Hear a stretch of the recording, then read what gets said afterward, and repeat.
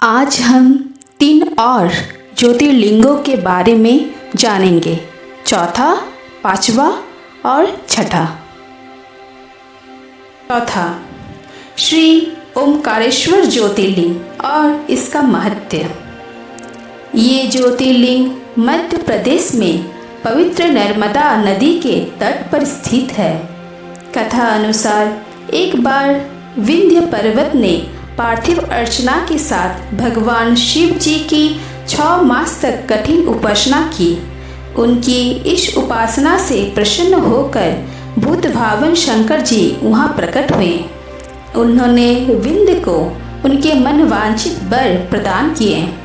विंध्याचल के इस वर प्राप्ति के अवसर पर वहाँ बहुत से ऋषिगण और मुनिगण भी पधारे।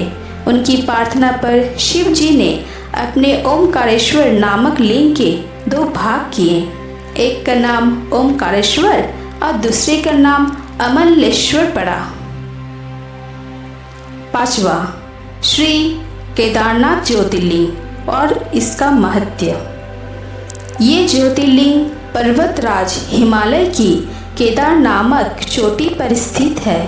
कथा अनुसार केदार नामक अत्यंत शोभाशाली श्रृंग पर महातपस्वी नर और नारायण ने कई वर्षों तक भगवान शिव जी को प्रसन्न करने के लिए बड़ी कठिन तपस्या की।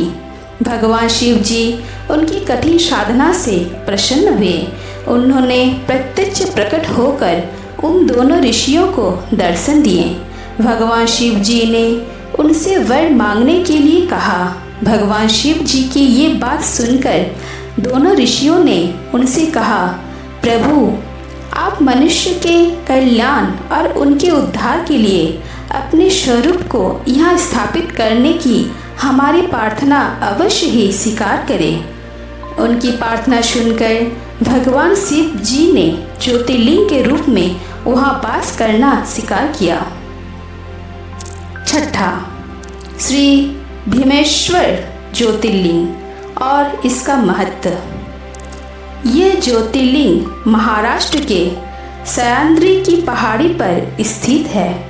कथा अनुसार प्राचीन काल भीम नामक एक महाप्रतापी राक्षस था। वो महाबली राक्षस राज रावण के छोटे भाई कुंभकर्ण का पुत्र था।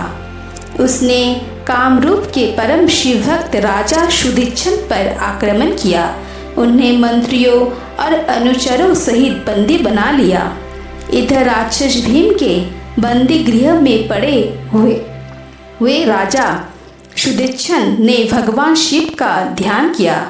वे अपने सामने पार्थिव शिवलिंग रखकर अर्चना कर रहे थे। उन्हें ऐसा करते देख राक्षस भीम ने उस पार्थिव शिवलिंग पर प्रहार किया, लेकिन उसकी तलवार का स्पर्श भी उस शिवलिंग से हो भी नहीं पाया।